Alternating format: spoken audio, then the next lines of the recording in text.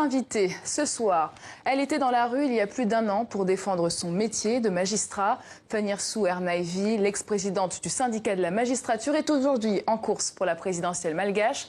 Un premier tour qui se tiendra le 8 novembre. Alors de la justice à la politique, pourquoi ce grand saut? Elle est avec nous ce soir. Bonsoir Fanyersou Ernaivi. Bonsoir Anne Fonté. Minté, qu'est-ce qui vous a poussé à sauter le pas pour concourir à la présidentielle? Les élections à Madagascar se passent cette année 2018. Les Malgaches aspirent à un nouveau souffle, de nouvelles pratiques dans la politique. Et je voudrais incarner ce changement, cette rupture avec les mauvaises pratiques qui ont mis à genoux mon pays pendant 58 ans. Et je vais remettre l'état de droit à Madagascar. Cet état de droit qui va favoriser les investissements, la création d'emplois et aussi répondre à ce que nous avons revendiqué pendant les 2 années où j'étais à la tête de syndicat. Et comment vous pallierez votre inexpérience en politique? Gouverner, c'est une équipe. Ce n'est pas une personne qui gouverne, c'est 5000 personnes qui gouvernent. Donc je vais avoir cette équipe de 5000 personnes qui vont gouverner le pays et de techniciens au niveau qui vont assurer chaque domaine de leurs compétences. Pour vous, changer les choses à Madagascar, la seule solution, c'est la magistrature suprême? En effet, on a essayé de le faire en revendiquant ce que les dirigeants doivent faire, devraient faire, d'appliquer la loi et respecter les règles du jeu qui sont l'état de droit, mais en vain. Donc on s'est dit, maintenant, si vous ne voulez pas le faire, on va le faire nous-mêmes. Alors estimez-vous aujourd'hui que toutes les conditions seront réunies pour des élections crédibles et transparentes? C'est là le gros souci actuellement, car en effet, les conditions pour une élection crédible et sans fraude ne sont pas réunies. Mais c'est là que j'ai dit, il faut que je me mette dans cette course pour donner vraiment un avertissement à tous ceux qui auront des velléités à frauder encore dans les élections à Madagascar. Et ça, ce n'est pas une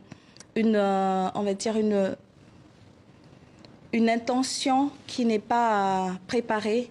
Nous avons tous les textes où il y a des risques de fraude. Nous savons que la liste électorale est incomplète, la loi électorale bancale. Donc vous irez quand même aux élections? Nous irons quand même aux élections, malgré tout, et nous allons veiller à ce que personne ne puisse faire la fraude. Alors on va revenir sur votre parcours. Vous avez été à la tête du syndicat de la magistrature pendant 2 ans. Alors votre cheval de bataille, ça a été la lutte contre la corruption. Estimez-vous qu'elle a davantage progressé sous le président Narimanpian? Ce régime a été, le couronnement de la corruption à Madagascar. Et c'est également pour cette raison que je me lance. Vous avez des exemples, avec comme projet de mettre tous les corrompus en prison. C'est le premier, la première devise de ce régime que je vais diriger. Pour vous, toute la classe politique est corrompue, y compris l'opposition? Ce sont les dirigeants qui manquent d'intégrité surtout. Et la classe politique dirigeante qui ont dirigé pendant les 58 ans les différents, présidents qui se sont succédés ont fait preuve qu'ils n'ont pas pu lutter contre cette corruption qui gangrène mon pays. Alors vous comptez donc faire cavalier seul dans cette course à la présidentielle? Pas d'alliance avec l'opposition? Je ne suis pas avec l'opposition. Ce qui est sûr, c'est qu'il y a 36 candidats, mais peu ont vraiment cette volonté d'apporter cette rupture avec les anciennes pratiques de mauvaise gouvernance. Tous pensent apporter un rêve, vendre des rêves à Madagascar, mais justement, en tout cas, nous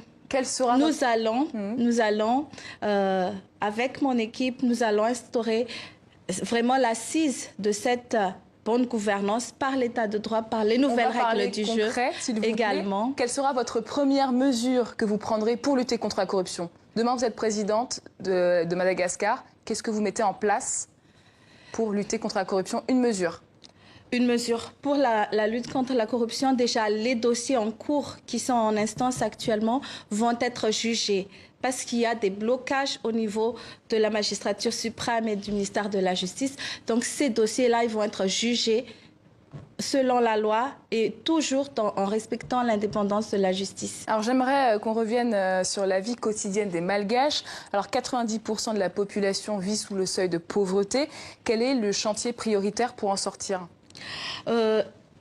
Nous avons en projet 1 billion d'emplois à créer par l'industrialisation, par l'intégration progressif du secteur informel vers l'économie formelle, la modernisation de l'agriculture par la création de filières dans chaque étape de production et également la protection des zones côtières pour limiter la surexploitation des ressources halieutiques.